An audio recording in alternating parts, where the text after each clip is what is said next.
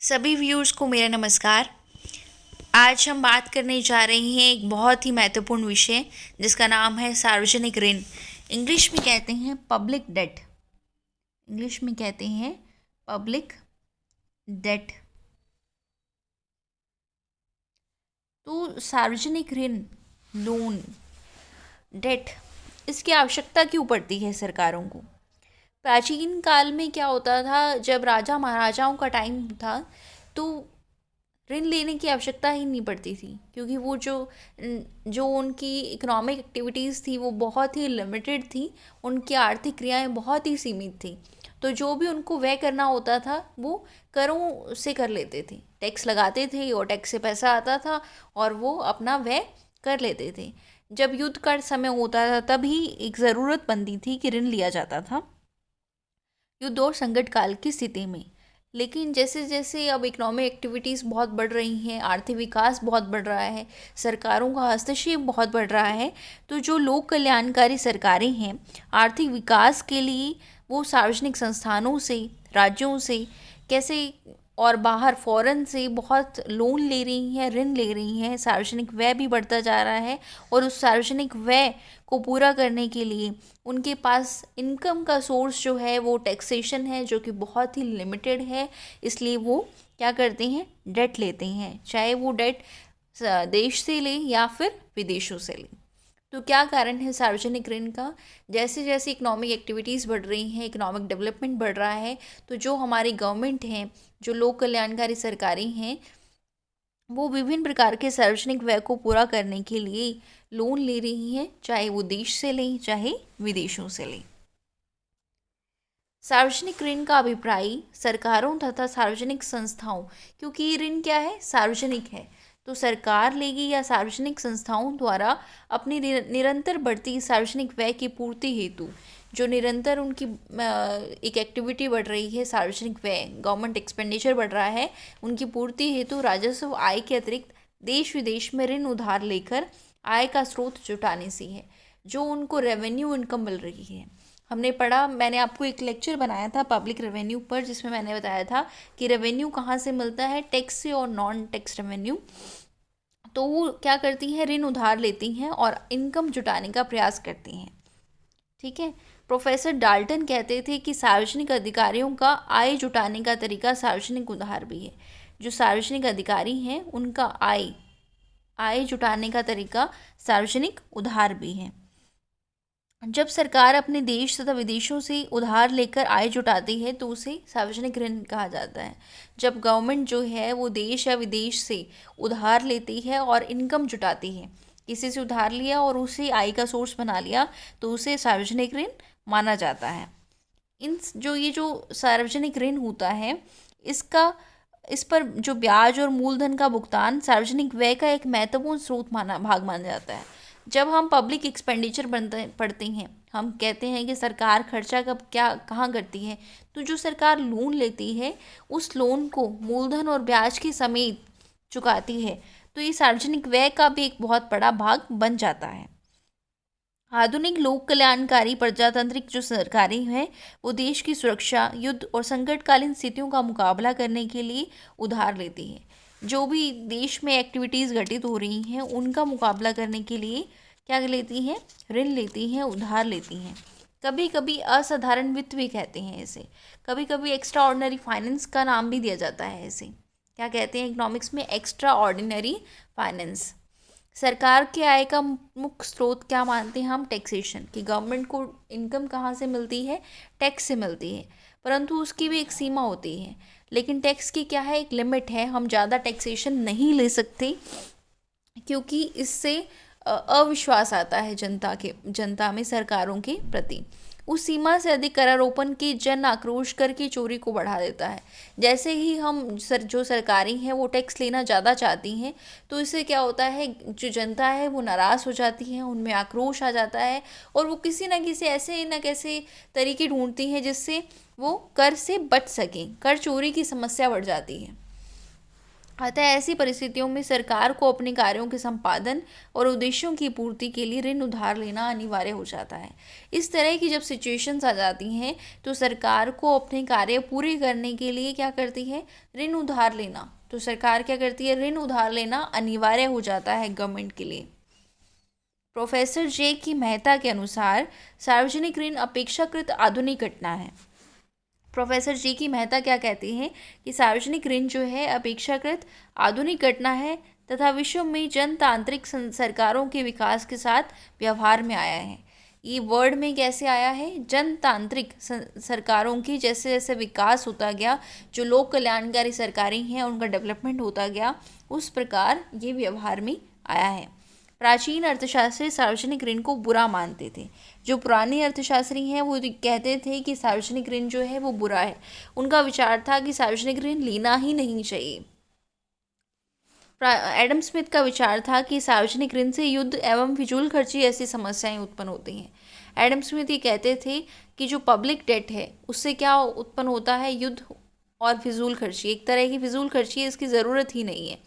Professor बेस्टेबल का मत था, जिस प्रकार एक व्यक्ति सदैव ऋण की सहायता से कार्य नहीं कर सकता। बेस्टेबल कहते हैं जैसे एक व्यक्ति है वो केवल लोन लेकर काम नहीं कर सकता, उसी प्रकार सरकार भी हमेशा ऋणों पर निर्भर नहीं रह सकती। उस प्रकार जो गवर्नमेंट है वो हमेशा ऋण पर निर्भर नहीं रह सकती। परंतु आधुनिक अर्थशास्त्री, लेकिन जो अब के अर्थशास्त्री हैं उनका विचार बहुत डिफरेंट है।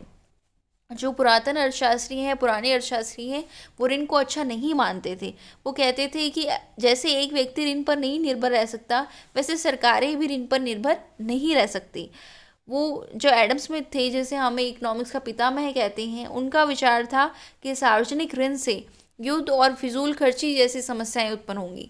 लेकिन जो आधुनिक अर्थशास्त्री हैं वो ये कहते हैं कि देश में विकास, सुरक्षा, युद्ध, लोक कल्याणकारी उत्पादक कार्यों के लिए सार्वजनिक ऋणों को सार्वजनिक आय का एक अच्छा महत्वपूर्ण स्रोत माना जाता है। कि जो इनकम मिलती है, जब हम बात करते हैं कि इनकम कहाँ कहाँ से मिलती है, टैक्स और नॉन टैक्स, और हम ये भी बात करते हैं कि उधार भी लेते हैं तो उधारी को भी हम इनकम में काउंट करते हैं। तो उधारी क्या है, एक तरह से पब्लिक डेट है। जितने भी लोक कल्याणकारी कार्य करनी है, चाहे वो विकास है, सुरक्षा है, युद्ध है, उन सब के लिए सार्वजनिक ऋण को बहुत अच्छा मानते हैं। कौन? आधुनिक अर्थशास्त्री। जैसे जैसे अर्थशास्त्र का विकास होता जा रहा है वैसे वैसे हमारी सोच में भी परिवर्तन आता जा रहा है। जैसे पुराने अर्थशास्त्री कुछ अलग सोचते थे, लेकिन नए अर्थशास्त्रियों का विचार बहुत ही अलग है। सार्वजनिक ऋण तथा निजी ऋण में अंतर, ये अलग टॉपिक है लेकिन मैंने इसमें इंक्लूड कर दिया है। आज हम सिर्फ इस दो मुद्दों पे बात करने जा रहे हैं कि सार्वजनिक ऋण होता क्या है और सार्वजनिक ऋण और निजी ऋण में अंतर क्या है। पहला जो अंतर है वो है लाभ में अंतर, डिफरेंस इन बेनिफिट। लाभ में अंतर, सार्वजनिक ऋण से पूरे देशवासियों को लाभ मिलता है। हमें बात बहुत भली भांति जानते हैं कि अगर पब्लिक डेट लिया जाए तो पूरी कंट्री के जितने भी देशवासी हैं, जितने भी नागरिक हैं, वो सभी लाभान्वित होंगे, जिसमें ऋणदाता भी शामिल हैं। जिसमें कौन शामिल है? जो ऋण देने वाला है वो भी शामिल होता है। जबकि निजी व्यक्तिगत ऋणों का लाभ केवल ऋणी तथा उसके परिवार के सदस्यों को मिलता है। लेकिन जब हम पर्सनल लोन लेते हैं, पर्सनल डेट लेते हैं, तो वो केवल और केवल उसी व्यक्ति को लाभ मिलेगा जो वो लोन लेता है, जो वो डेट लेता है। डिफरेंस बिटवीन पब्लिक डेट और प्राइवेट डेट में क्या है? पहला है डिफरेंस इन बेनिफिट्स। जब पब्लिक डेट लिया जाता है तो बेनिफिट पूरी कंट्री को मिलता है, जबकि जब प्राइवेट डेट लिया जाता है तो बेनिफिट उसी व्यक्ति को मिलता है जो व्यक्ति उस ऋण को लेता है। सेकंड है ऋण भार में अंतर। ऋण भार को इंग्लिश में कहते हैं difference in debt burden. Difference in debt burden, सार्वजनिक ऋण के ब्याज चुकाने व मूलधन के पुनर्भुगतान के लिए सरकार कर लगाती है। सार्वजनिक ऋण में जो ब्याज है उसको चुकाने के लिए या मूलधन के पुनर्भुगतान के लिए गवर्नमेंट क्या लगाती है? टैक्स लगाती है, जिससे करारोपण का भार देश के लगभग समस्त नागरिकों पर बढ़ता है। जबकि निजी व्यक्तिगत ऋणों का जो भार है वो ऋण तथा परिवार के सदस्यों पर पड़ेगा, ऋणी तथा परिवार के सदस्यों पर पड़ेगा। तो ऋण भार जो है वो पब्लिक डेट में सब पर पड़ता है, जबकि प्राइवेट डेट में केवल उस व्यक्ति पर और उसकी फैमिली पर ही पड़ता है। थर्ड पॉइंट आता है साख में अंतर। इंग्लिश में कहते हैं डिफरेंस इन क्रेडिट। इंग्लिश में कहते हैं difference in credit, difference in credit. सार्वजनिक ऋण सरकारी तथा सरकारी संस्थाओं द्वारा लिए जाते हैं। उसकी साख निजी व्यक्तिगत ऋणों के मुकाबले कहीं अधिक होने के कारण सार्वजनिक ऋण बड़ी मात्रा में सस्ते व दीर्घ अवधि के लिए उपलब्ध हो जाते हैं। हम ये बात जानते हैं कि जो सरकार की साख है वो व्यक्तिगत साख से बहुत अधिक होती है। अगर गवर्नमेंट जो है लोन लेती है तो वो लोन लंबे समय के लिए भी ले सकती है और लोन जो है वो सस्ती दर पर लेती है।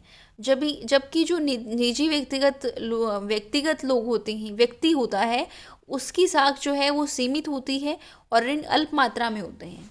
वो कैसे ऋण लेते हैं? अल्प मात्रा में लेते हैं और अल्पावधि के लिए लेते हैं, महंगे ऋण लेते हैं, जो उनकी रेट ऑफ इंटरेस्ट होती है वो हाई होती है। तो ये है डिफरेंस इन क्रेडिट। जिसकी साख ज़्यादा होगी वो उतने ही ज़्यादा समय तक के लिए ऋण ले सकता है और जिसकी साख कम है वो उतने ही कम समय के लिए ऋण लेगा। नेक्स्ट है स्रोतों में अंतर, डिफरेंस इन सोर्सेस। सार्वजनिक ऋण प्राप्ति की स्रोत अनेक और व्यापक हैं।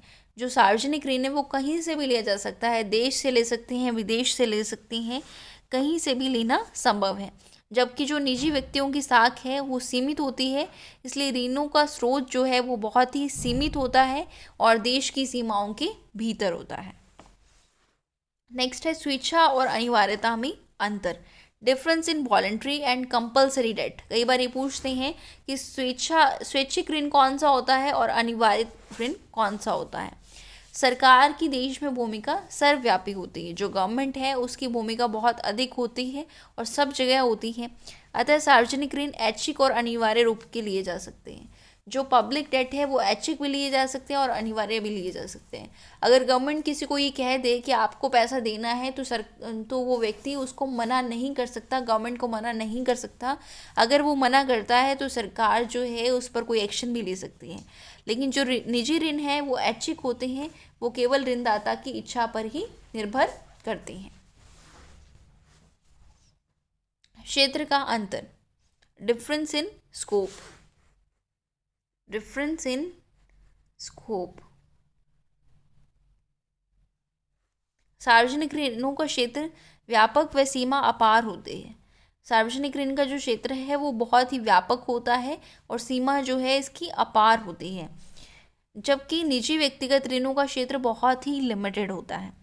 सार्वजनिक ऋण का जो क्षेत्र है वो बहुत ही व्यापक होता है, देश से भी ऋण ले सकता है, विदेश से भी ऋण ले सकता है। जबकि निजी व्यक्तिगत ऋण का जो क्षेत्र है वो बहुत ही सीमित होता है।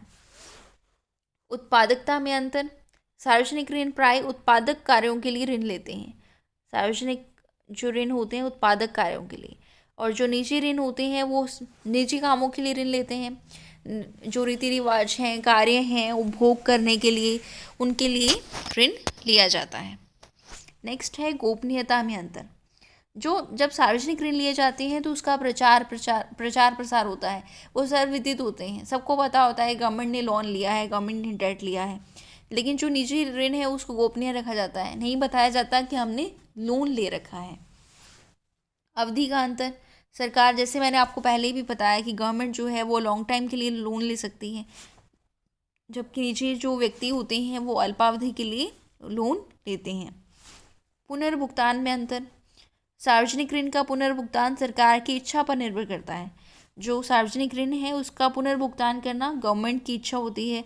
सरकार यदि जरूरी समझे तो ऋणों का भुगतान करने से इनकार भी कर सकती है, लेकिन ऐसा नहीं होता, गवर्नमेंट इनकार नहीं करती, फिर भी उनकी इच्छा होती है। निजी ऋण का पुनर्भुगतान आवश्यक होता है, वो करना ही करना होता है, उन पर कोई कानूनी कार्यवाही भी हो सकती है। तो ये हुआ आज का लेक्चर, जिसमें हमने पढ़ा कि सार्वजनिक ऋण क्या होता है और सार्वजनिक ऋण और निजी ऋण में अंतर क्या है। धन्यवाद।